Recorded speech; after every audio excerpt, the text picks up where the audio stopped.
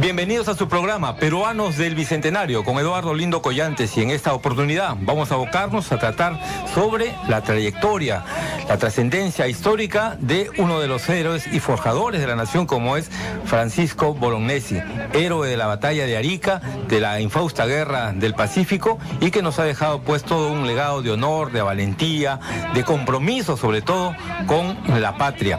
Pero no solamente vamos a conocer en esta oportunidad la trascendencia militar de Francisco Bolognesi, sino también sus otras actividades, cómo él era como persona, a qué se dedicaba antes de la guerra, qué actividades cumplía, dónde se encontraba, quiénes son sus padres, cuáles fueron sus orígenes de Francisco Bolognesi. Todos estos detalles los vamos a conocer aquí, acompañados de nuestros invitados, por cierto, de Memi Ragus Bolognesi, quien es la tataranieta de Francisco Bolognesi. También tenemos acá la compañía del teniente historiador del ejército peruano, Cristian Rodríguez, y del historiador y coautor de un libro sobre Bolognesi, Mauricio Novoa. Vamos con el teniente historiador del ejército peruano, Cristian Rodríguez. Cristian, cuando llega la guerra del Pacífico, Bolognesi parece que ya se había retirado más bien de las actividades militares, pero es convocado nuevamente. ¿Qué ocurre para que Bolognesi sea convocado? ¿Era ya un militar de gran trascendencia en ese entonces?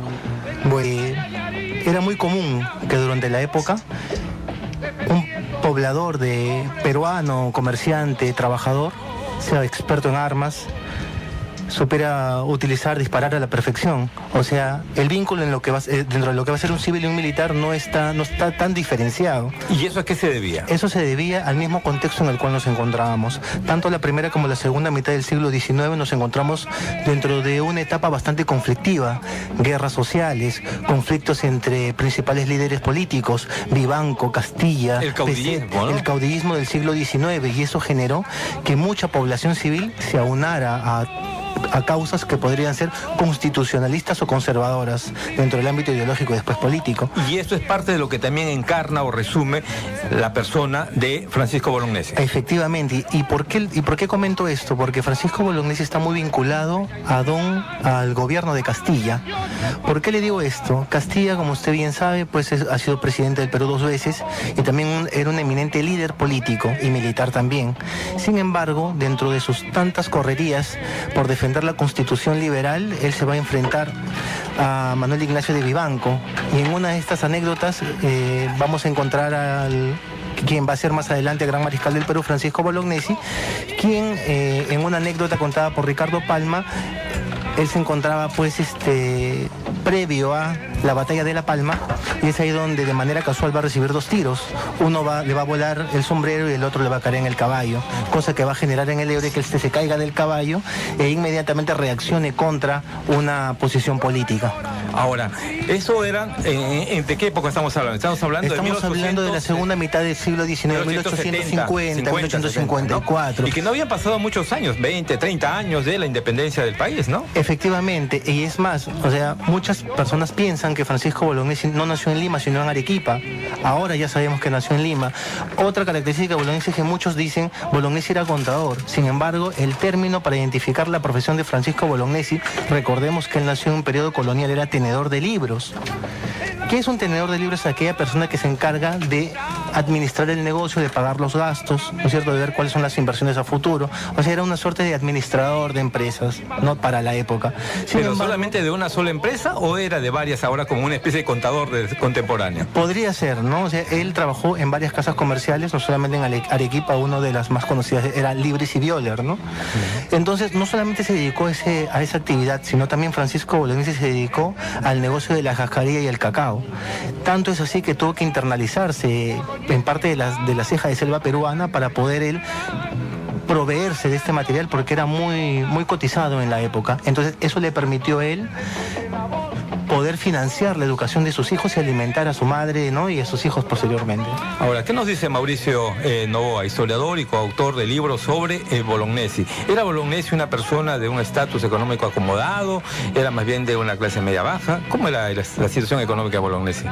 Mira, yo lo que quisiera es digamos, retomar, porque creo que es muy interesante, la estructura de lo que era el ejército en el siglo XIX. porque es un ejército en donde las fronteras entre el mundo militar y el mundo civil eran sumamente porosas. Es decir, el ejército peruano republicano tiene como base las milicias virreinales. Entonces, ¿qué era un miliciano en esa época? Era una persona que ejercía su profesión, o era un notable, o era un terrateniente, que a su vez estaba adscrito a una unidad militar y, digamos, los fines de semana o cada cierto tiempo formaban, hacían entrenamientos militares, etc. Y solamente una parte del ejército era lo que hoy día podríamos llamar un ejército profesional. Entonces, la mayoría de las personas que estaban vinculadas al ejército tenían una formación que no era una formación profesional. ¿Y qué cosa significa profesional? Es decir, que habían ido a una escuela especializada. Ese fue el caso de Bolognesi. Bolognesi no fue a un militar de carrera, a un instituto de instrucción, porque la formación a comienzos del siglo XIX se hacía directamente en los cuarteles. Uno entraba como cadete, incluso a edades que hoy día serían impensables. Echenique fue teniente a los 14 años. Y los ascensos y la carrera dependía de tu actuación en el campo de batalla y del favor, digamos, o tu cercanía al general o al gobernante de turno. Ahora, no había una carrera estructurada como hay ahora. Bolognesi, ¿a los cuántos años ingresa ya? No, él entra más bien tardíamente. Efectivamente entra su bautizo es en el combate de La Palma, e inmediatamente ¿qué la tenía inmediatamente asciende, creo que son 30 años. 30 años, ya sí. Bastante mayor, digamos, para... No, en realidad, tenía? 30 y tantos, sí, ¿no? en realidad para la época, digamos que su bautizo va a ser la batalla de La Palma, pero van a haber otros acontecimientos que van a generar la participación de Bolognesi. Pero ¿a qué edad entra? ¿Tú sabes la edad exacta, no? Habría que Pero digamos que estaría más o menos en el rango de los 30 años. Así es. Entonces él asciende muy rápido, o sea, llega a ser sargento mayor casi inmediatamente. O sea, te daban el grado ahí. ¿Y eso a qué se debe? Bueno, se debe a que no era un ejército profesional. Sí, pero tiene que haber alguna valoración, a eso me refiero. Es que la forma como se entendía la profesión militar es que la formación tú la recibías dentro del cuartel. Y más aún, no solamente dentro del cuartel, sino dentro de un regimiento específico. Y esos regimientos o esas unidades dependían del sitio donde tú habías nacido. Entonces, típicamente un tacneño o un cusqueño iba a servir por ejemplo, el cusqueño en el regimiento Cepita. Las personas que vivían en Arequipa, como el caso de Bolognesi, en el batallón Libres de Arequipa. Y esto tiene una tradición virreinal. Entonces, tu formación la hacías así. Empezabas en tu localidad y tu formación era dentro de ese cuartel, y tus ascensos dependían fundamentalmente de tu desempeño en el campo de batalla. Ahora, cuando ocurre la guerra, Bolognesi ya no estaba en pleno ejercicio de acciones de armas. Él no era un militar en actividad, para decirlo en términos contemporáneos, ¿no? Efectivamente, hay que entender también de que son muchos los que no están en actividad. Sin embargo, ellos, una parte son llamados otra vez al servicio, y otros de alguna manera voluntariamente se presentan para retomar nuevamente sus grados, con grados de tenientes coronel o coroneles. ¿En el caso de él se presenta voluntariamente o es en convocado? El caso de él, no es convocado Bolognesi, otra vez para asumir el mando. Sin embargo, él tenía una profesión o tenía una especialidad, como es en el campo militar. En el campo militar hay especialidades, para decirlo en términos modernos, ¿no? O sea, tenemos armas, como el caso de la caballería, la artillería, la infantería. Entonces, Francisco Bolognesi era del arma de artillería. ¿Y a qué me refiero con esto? Es que él estaba muy interesado y era un estudioso de la tecnología de los cañones. Tanto es así que se va en 3 oportunidades a Europa a comprar armamento para el ejército peruano. Por encargo del presidente, de pronto, por ¿no? encargo del presidente. ¿Ya? Entonces, él va a ser uno de los primeros en traer la moderna artillería que vamos a utilizar nosotros, por ejemplo, en el combate del 2 de mayo. Él va a traer los cañones Blakely, que normalmente se le dice cañones Vavasseur. ¿Pero por qué se le dice Vavasseur? Porque sí. fue Jacobo Vavasseur el inventor de los Blackwell. Entonces tenemos un cañón Muy Blackwell, modernos para la época, seguro. efectivamente, y que él no los trajo, dada la peculiaridad. Cuando surge el combate del 2 de mayo de 1866, Francisco Bolognesi había enviado por barco los cañones, que son los que después se van a utilizar. Entonces, él no solamente compra eso, sino también compra sables, compra revólveres y compra rifles y la mayor tecnología militar para la época. Ahora, usted comprenderá que del 66 al 79 la tecnología va a cambiar abismalmente. Si en la actualidad no parecen ser muchos años, ¿no? ¿Cuántos hay? Hay 13 años, nada 13 más de años, diferencia. pero aunque usted no lo crea, la tecnología militar cambió mucho. Ya. Y eso se debió quizás al escenario de donde venían las armas, donde la dinámica quizás de las confrontaciones eran más intensas que... Más que todo porque habían nuevos creadores y nuevas empresas que ofrecían nuevos productos a mayor escala, ¿no? Bueno, como de costumbre, ¿no? Todo está en plena evolución. Efectivamente, o sea, si usted ve en la actualidad, la tecnología cambia en meses nada más. Ahora, en 13 años, la tecnología va a cambiar abismalmente.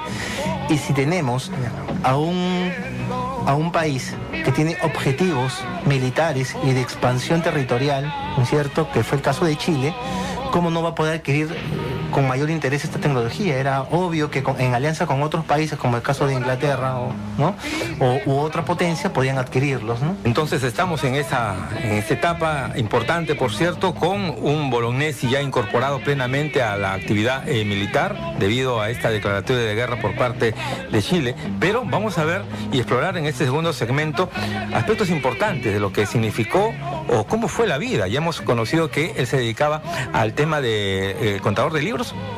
Tenedor de libros. Tenedor de libros, ¿no? Esa era su profesión. Vamos a abundar algunos otros aspectos de la vida civil, si se cabe el término, de Francisco Bolognesi, héroe de la patria, aquí, en Peruanos del Bicentenario. Un parlamento confiado vino a ultimar su rey. Hora satelital. Venga, venga, venga el sabor de Coca-Cola. Te da la hora en todo el Perú. La hora en Coca-Cola. 7:33. Las noticias llegan de todas partes del Perú y el mundo a nuestra redacción. Conócelas en Los Titulares. Gracias a Saca tu crédito al toque con la campaña Festiverano de Caja Arequipa. Esta es la hora en todo el Perú, 7 de la noche, 33 minutos, 7:33. La SUNAT aclaró que no está ejecutando cobros coactivos a transportistas internacionales terrestres en Tacna. La aclaración se produce tras denuncias de conductores provenientes de Chile. Cientos de vehículos retornan a nuestra capital por la Panamericana Sur, que es de un solo sentido desde las 2 de la tarde, desde las playas de Santa María. En la Plaza de Armas de Lima se realiza una serenata por los 481 años de fundación de nuestra capital. La hora en todo el Perú, 7 de la noche, 35 minutos, 7:35. Estos fueron los titulares. En Caja Arequipa tenemos el crédito para lo que necesites. Mercadería, maquinaria, tu auto nuevo, tus vacaciones o para lo que quieras. Encájate con la campaña Festiverano de Caja Arequipa.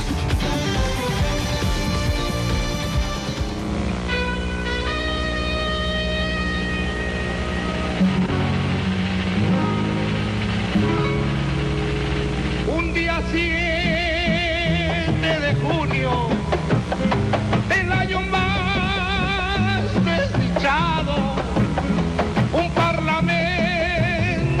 confiado vino a ultimar su rendición.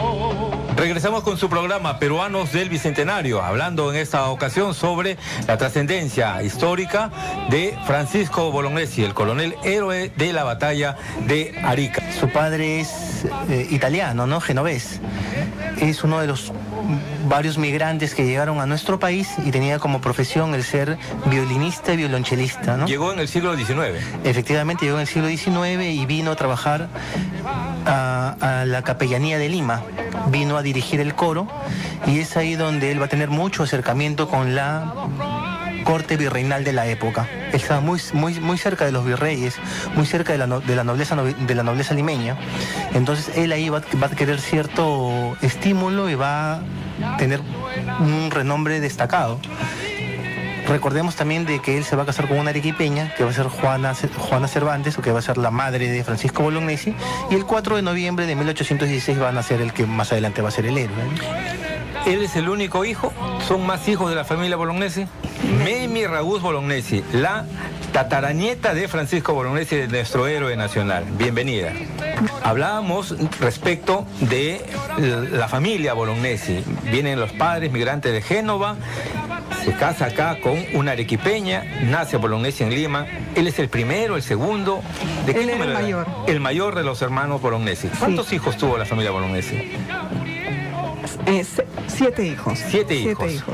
¿De ellos solamente Bolognesi militar o No. también otros siguieron la misma carrera? En el caso de Memi, justamente a quien tenemos aquí, ella es descendiente de los dos hermanos, de tanto de Mariano como de Francisco. Entonces, creo que sería interesante que nos cuente eso. Ah, caramba, un detalle significativo. Claro, lo que pasa es que Francisco tuvo su hijo mayor, Federico Pablo, quien se casó con una hija del hermano de Francisco Bolognesi, de su hermano Augusto, que se casó con una señora Coloma. Tuvieron una hija, Ana Bolognesi Coloma, que se casa con el hijo de Francisco, y entonces ellos tuvieron como único hijo sobreviviente a mi abuelo del matrimonio de ellos dos, que se llamaba Federico Bolognesi. Ahora, ¿qué significa para ti en particular? ¿Cómo es vivir siendo descendiente de un héroe nacional? Bueno, Memi. es un gran honor.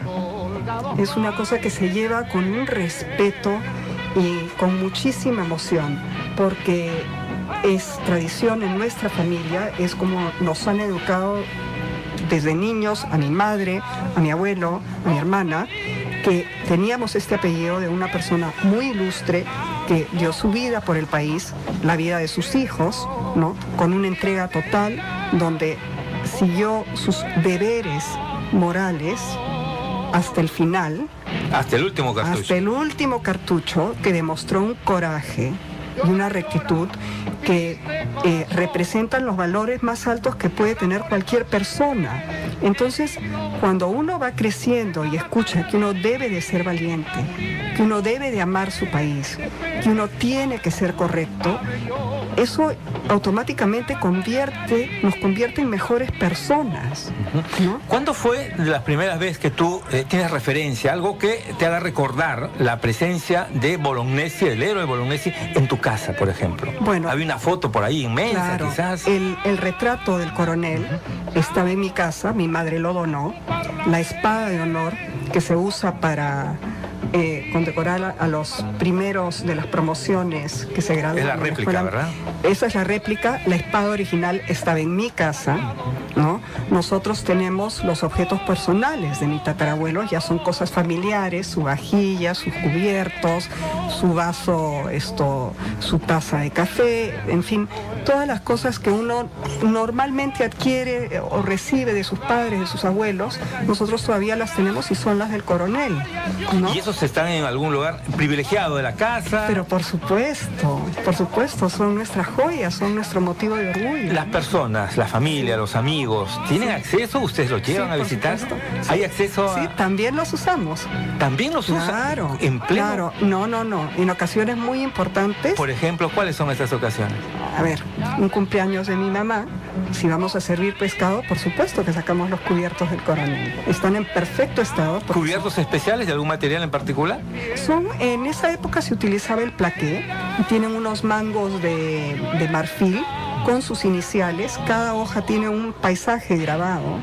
Paisajes marítimos, paisajes campestres. Claro, se tratan con una delicadeza extrema y sabemos lo que estamos haciendo, es si queremos honrar a una persona o una ocasión muy especial. ¿Se van a quedar en el ámbito familiar siempre? Sí, ya mi mamá ha donado muchísimas cosas. Ella ha donado toda la documentación que tenía en su posición de Bolognesi, sus órdenes de ascenso, su pasaporte, en fin, el cuadro, el sable, las pistolas, ¿no? En algún momento... Todo lo que es de pertenencia colectiva, todo lo que es para todos los peruanos, eso ya los hemos donado con algunas cosas. ¿Sentiste, Memi, que en algún momento era pesado el apellido Bolognesi? Jamás. no, en absoluto. Es únicamente un motivo de orgullo y es algo que motiva a que uno sea una mejor persona.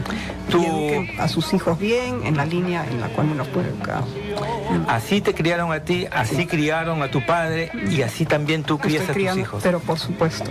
El mensaje que le diste es que recuerdes más claro, directo a tus hijos, por ejemplo, respecto de su ancestro. Que tienen que ser muy valientes, tienen que ser muy correctos, ¿no? Y tener valores muy claros, los cuales ellos tienen que seguir. Al final, ellos solo responden a sí mismos y tienen que estar muy tranquilos de que lo que hacen es tomar las acciones y conductas correctas. A ver, ¿querías hacer algún apunte? No. Muy bien. Ya, perfecto, muy bien. No hay problema, esto va a haber aquí algunos tijeretazos, me dicen. No hay problema, Memi. Magnífico. Pues bien, esto es entonces parte de lo que, como recuerdo familiar, tienen ustedes de Bolognesi. Ahora, en cuanto, por ejemplo, ya a la acción propiamente dicha de revalorar al héroe, ¿no? Cuando se producen algún tipo de ceremonia en particular, ¿suelen ustedes ir como parte de la familia? ¿Participan de estos actos cívico-militares? Con mucha alegría digo que a partir de ahora sí, hemos sido contactados por el ejército. Mauricio ha ayudado muchísimo a acercarnos. Hemos tomado desayuno en el cuartel general. Nos han tratado con muchísimo cariño. Hemos ido a ver la obra Bolognesi en Arica de Alonso Alegría. Como una invitación especial, y ha sido un motivo de gran honor para mis hijos, para mi marido, para mí poder estar presentes en algo que para nosotros es nuestra familia.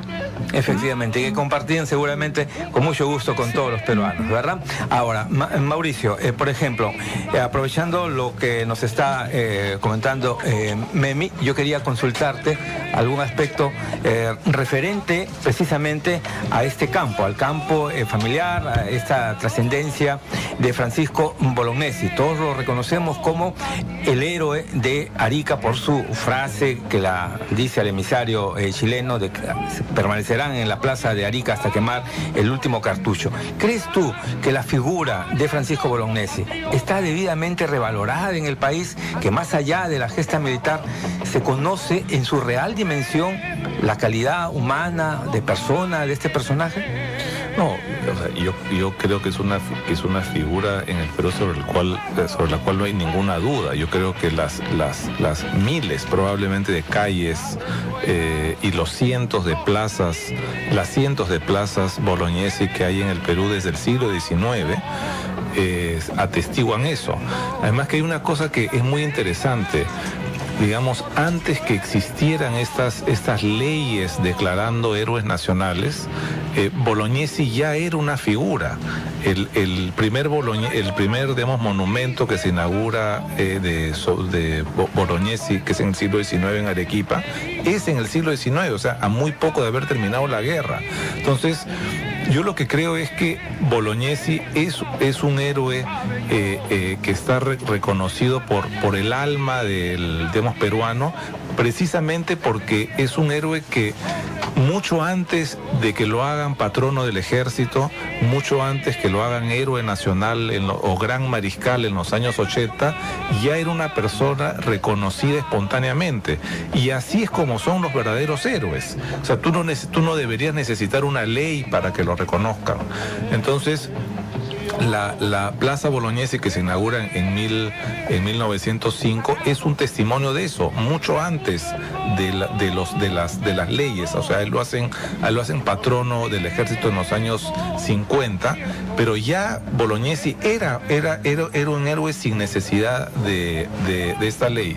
Creo sí que digamos el entendimiento total del personaje es una cosa sobre la cual se está trabajando. Hay un libro próximo que viene sobre él, y es algo en lo cual se debería ahondar para entender que el militar peruano del siglo XIX no eran solamente personas que estaban bajo un caudillo, no eran personas digamos que actuaban de acuerdo a lo que el caudillo de turno quería, sino muchos de ellos, precisamente como en el caso de los hermanos Bolognesi. Hay una linda carta de Mariano Bolognesi en donde él renuncia a su condición de militar cuando eliminan la Constitución del año 56, que refleja, igual que Grau cuando reacciona frente al golpe de los hermanos Gutiérrez, que hay militares constitucionalistas. Es decir, creo que hay un entendimiento equivocado de lo que es este mundo de los caudillos y lo que se llaman golpes, digamos, militares, que es, si quieres, incompleto. Habían militares constitucionales y muchas de estas revoluciones se daban por una motivación constitucional, porque entendían que el gobierno en ese momento había sido, digamos, tiránico, ¿no? Había vulnerado la ley y el marco constitucional. O sea, esta carta digamos, Mariano Bolognesi es una carta preciosa. Perfecto, Mariano. Algo para cerrar este capítulo, Memi, la nieta de Francisco Bolognesi. A los Francisco le llaman Pancho. ¿Hubo algo así, un sobrenombre? No, nunca. Carta digamos, Mariano Bolognesi es una carta preciosa. Perfecto, Mariano. Algo para cerrar este capítulo, Memi, la nieta de Francisco Bolognesi. A los Francisco le llaman Pancho. ¿Hubo algo así, un sobrenombre? No, nunca. No, Francisco. Para el héroe. Francisco, así a secas. Sí, bueno, yo creo que Coronel Bolognesi lo llamarían. ¿En la familia también? ¿En el ámbito familiar? No. Lo que sí sé es que ha habido mucho respeto en cómo se ha hecho referencia a él, porque nosotros tenemos un diario que llevó mi abuelo, donde escribió con mucho detalle toda su ascendencia, la vida de su padre y de su abuelo, que era el coronel Francisco. Cada referencia que hay a él, a mi abuelo o coronel Bolognesi, sí, con mucho respeto, ¿no? Mira, muy bien. Vamos a regresar con un nuevo segmento para seguir dialogando aquí con nuestros invitados sobre la trascendencia histórica del héroe nacional Francisco Bolognesi, aquí en Peruanos del Bicentenario. Llora, triste corazón, llora por esos seres queridos. 7:48. Temperaturas. Temperatura ambiental a esta hora en Cajamarca 16 grados, Callao 25, Chachapoyas 20 grados centígrados. Saber elegir dónde estudiar es una pieza fundamental para el futuro. Escuchemos a un experto. Cada vez se exigen más profesionales especializados y con experiencia. Por ello yo recomiendo estudiar en ICANN, el Instituto de la Cámara de Comercio de Lima. Administración de Empresas. Ya lo sabes, estudia con los especialistas en negocios. Clases piloto, 21 de enero. Prueba de aptitud, 23 de enero. Informes 219-1711. Síguenos en Facebook como ICANN. Hora satelital. 7:49. En campaña escolar, créditos insuperables con cuotas chiquitas. Caja Huancayo, tu mejor opción financiera.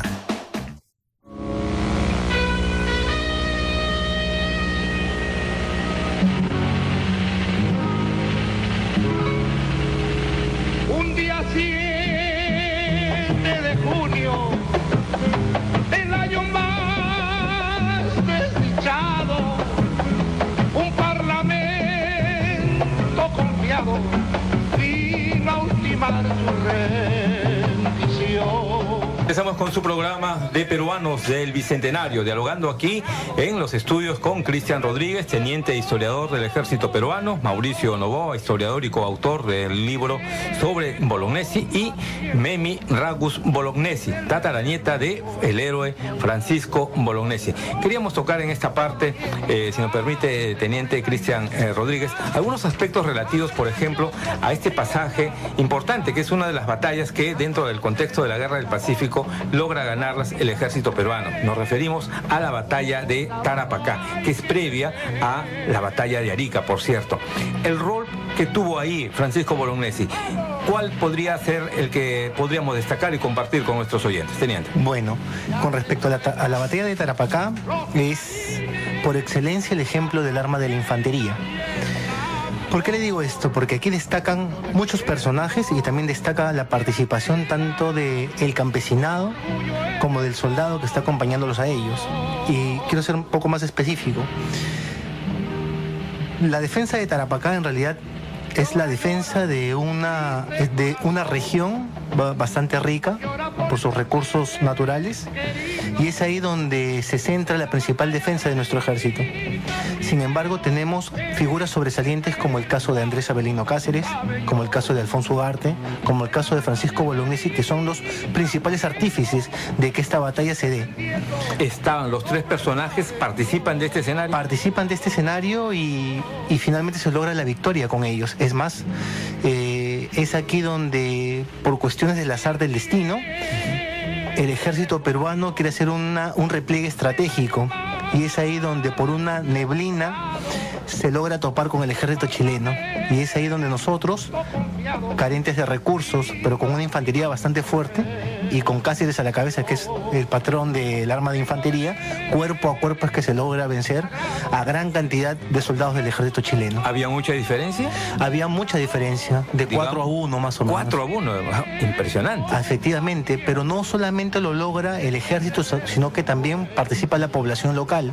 Son los campesinos los que finalmente determinan cuál es la ruta de ataque que tiene que tomar el ejército peruano para poder doblegar al ejército contrario. Militares con formación, población representada en los campesinos. ¿Los campesinos se habían incorporado a este ejército? Días antes, los campesinos de la zona habían hablado ya con Cáceres para indicarle cuál era la ruta que había tomado el ejército chileno. Y es ahí donde Cáceres traza un doble envolvimiento para poder derrotar a las fuerzas contrarias. Ahora, nosotros logramos atacar los principales puntos del ejército chileno, tomar su armamento y abastecernos con artillería posteriormente. Ahora, ¿por qué razón el repliegue? ¿Porque pudieron quedarse en la zona de pronto y esperar al ejército chileno? ¿O es que el ejército chileno ya estaba por ingresar a Arica o ya estaba llegando a tal? No, el ejército chileno contaba con 3 armas fundamentales para ganar la guerra: la artillería, la infantería y la caballería. Imagínese usted un grupo de 100 soldados enfrentándose a una pequeña brigada de 25 soldados que van a caballo, que van con sables, y es más, antes de hacer su intervención apoyados por la artillería. Es obvio que la infantería no va a poder hacer frente a un grueso del ejército apoyado con esa tecnología militar. Entonces es ahí donde nosotros resaltamos mucho la batalla de Tarapacá, porque es solamente un arma, que es el caso de la infantería, la que logra doblegar a 3 armas del ejército chileno. Y es más, la hacemos retroceder. Y esta victoria, que es la de Tarapacá, los chilenos no la pueden olvidar, ¿no? ¿Es una victoria básicamente de estrategia, diría usted? Yo pienso que es una victoria estratégica y militar a la vez, porque es una táctica militar en donde los chilenos querían lograr encerrarnos para atacarnos y doblegarnos, y es donde nosotros logramos salir de este encierro y logramos atacarlos y hacerlos retroceder finalmente. Ahora, toda esta teoría que es y el arte de la guerra tiene que ser aprendida necesariamente.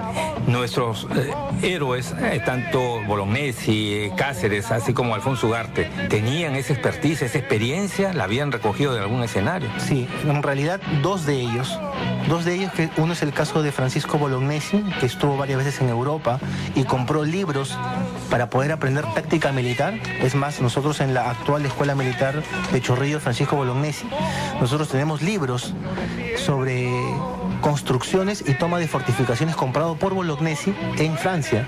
Tenemos 2 tomos de él.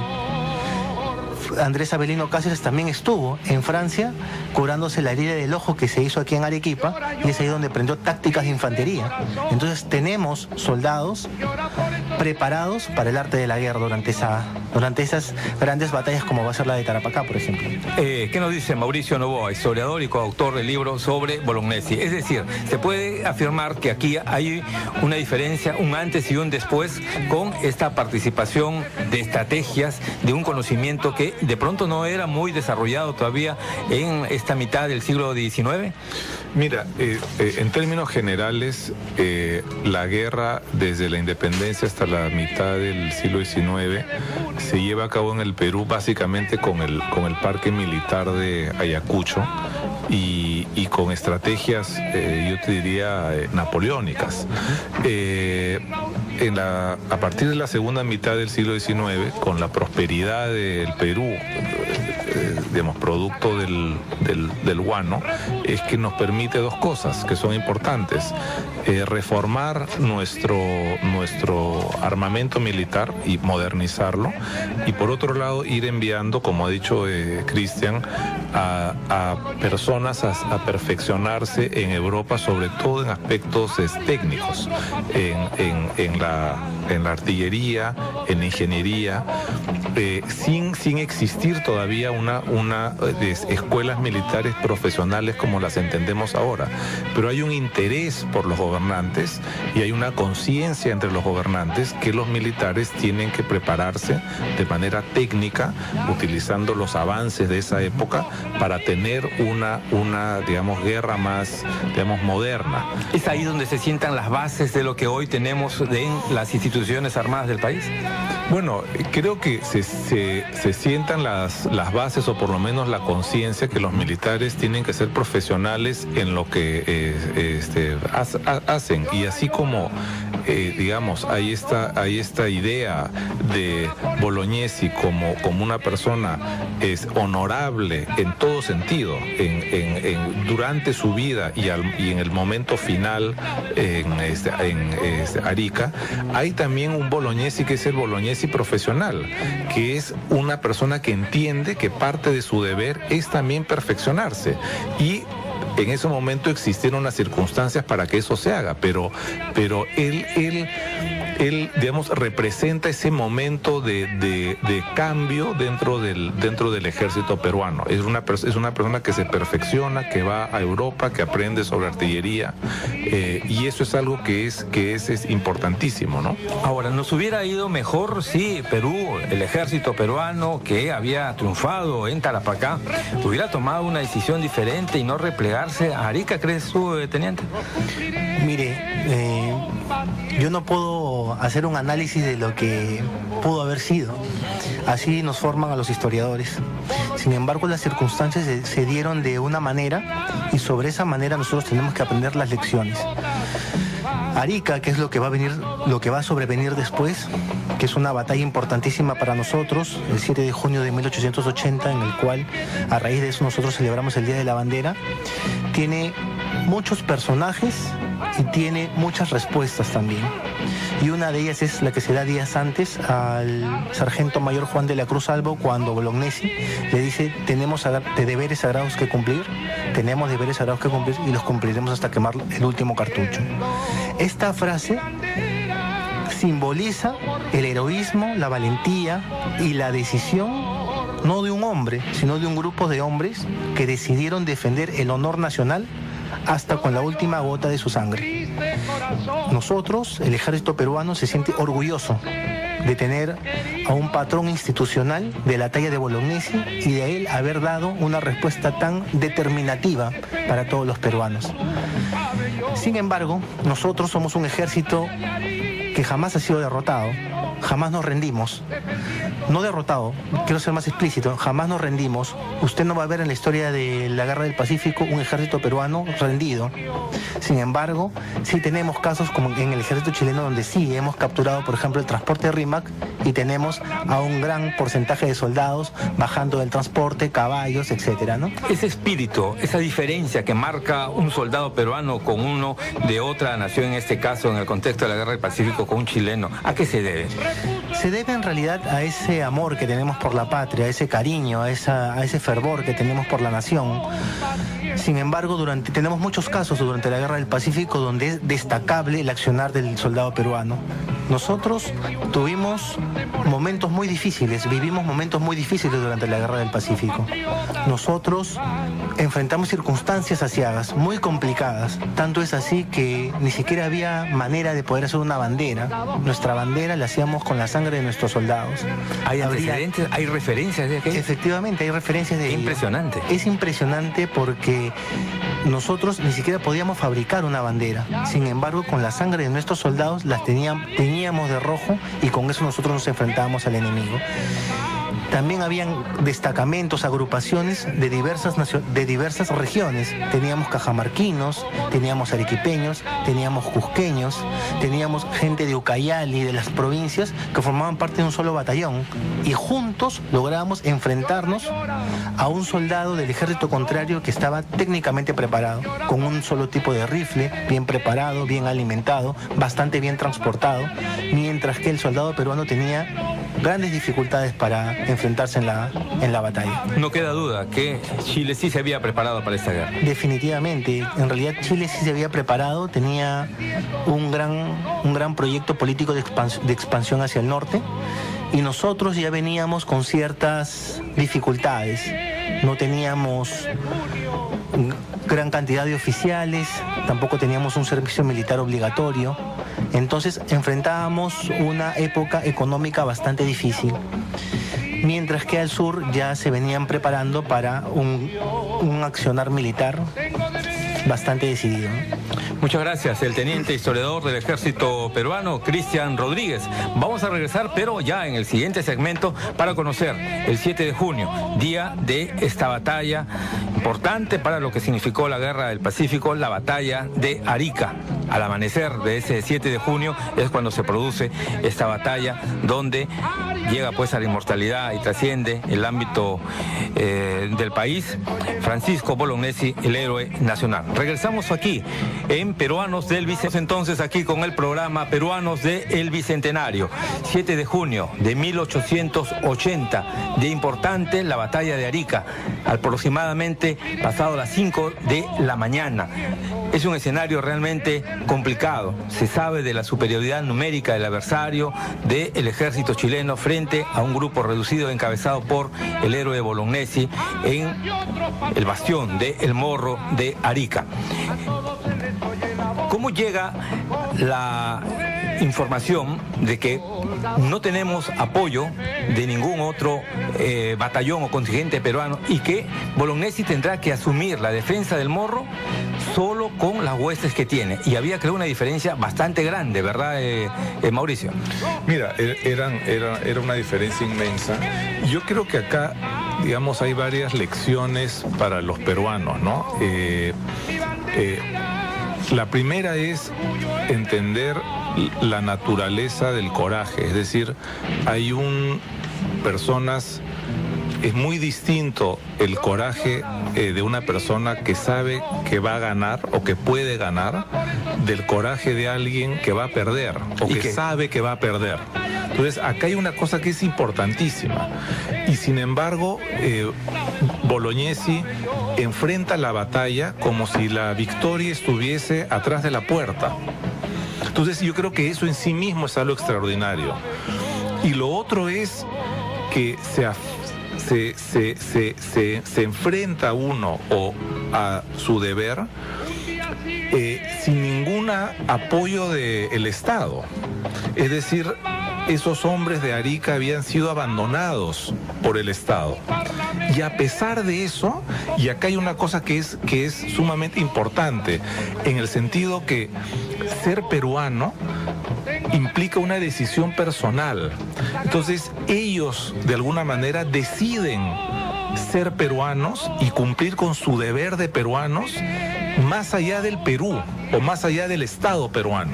Entonces, creo que hay una cuestión ahí extraordinaria, ¿no? ¿Por qué afirmas, Mauricio, que en ese momento los soldados peruanos habían sido abandonados por su Estado? Bueno, porque no tenían refuerzos. Están los famosos telegramas de Bolognesi a Devon Montero con esa división de Leiva que iba a llegar, el Apure Leiva. Leiva nunca llegó, nunca llegaron los refuerzos de, digamos, Arequipa. Había una desorganización en general en el ejército. Tú lees los testimonios de los cónsules extranjeros, digamos, a quienes no se puede acusar de ser parciales, y te dan cuenta, ¿no?, que no había una organización, no había una cabeza, digamos, visible. El presidente se había ido, entonces era una situación sumamente complicada, y ahí es que yo resalto esta decisión, porque ser peruano es una decisión, y él enfrenta la batalla como si la fuese a ganar. Y ese coraje, como te digo, es muy distinto al coraje de las personas que saben que pueden ganar. Entonces, creo que ahí hay algo extraordinario. Y digamos, al mismo tiempo tienes en ese grupo de Arica, tienes a terratenientes ricos como Alfonso Ugarte, o como Arias Aragüez, que eran hombres de fortuna. Tienes a un grupo de, digamos, arequipeños, tienes a los marinos como More. El sentido de patria era transversal. Profundo, ¿no? Profundo. Entonces, hay una conciencia de lo que es el Perú en esos hombres, que es algo que es realmente extraordinario del conjunto humano. Y por otro lado, algo que todos sabemos, pero que no es, digamos, menor, y es el hecho de que digamos, Bolognesi consulta a su Estado Mayor.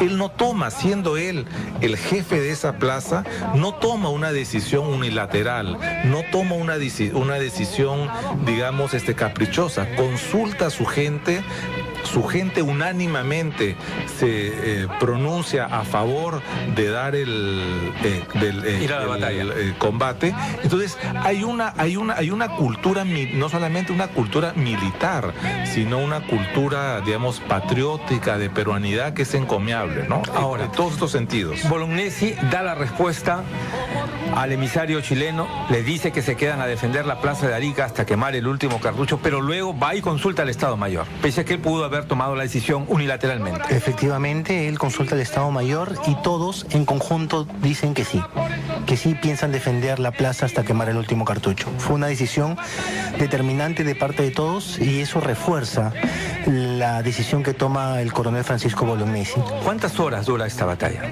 Aproximadamente dura entre 4 a 5 horas, porque estamos hablando de que empieza 4:30, 5 de la mañana aproximadamente y termina 9:30, 10 de la mañana. Aquí también destaca mucho la figura de Alfonso Ugarte, por ejemplo. Efectivamente, Alfonso Ugarte Bernal va a ser un eminente empresario de la zona de Iquique, va a ser alcalde en 1776. Es una persona que probablemente pudo haber sido del Perú. Era rico, tenía un futuro por delante, tenía una novia esperándolo. Sin embargo, él decide no abandonar el Perú. Al contrario, él había planificado desde 1788 irse de viaje el año siguiente, en 1879. Pero basta con que surja la declaratoria de guerra y es ahí donde él decide quedarse. Sin embargo, yo quisiera hacer un poquito más énfasis sobre este personaje porque hay varios análisis bastante sueltos sobre este personaje. Muchos dicen, no, pero es que él era un empresario y vino a defender sus empresas. Él era dueño de tierras y venía a defender su tierra. Entonces, la pregunta que yo me hago es, ¿no hubiera sido más sencillo dejar las tierras, abandonarlas? O que envíe a alguien que las defienda por él. Efectivamente, y él lo que hace es todo lo contrario. Él renuncia a sus propiedades y con el poco dinero que tiene, logra formar el batallón Iquique, logra armarlo, logra vestirlos. Y se puso al frente de ese batallón. Efectivamente, y logra alimentarlos. Entonces, es este coronel Alfonso Ugarte, una persona representativa para nosotros, para el ejército, representativa para el Perú, y el acto más sublime del heroísmo, ¿no? De estar en la parte última de la batalla y ver que el pabellón nacional no caiga jamás en manos chilenas.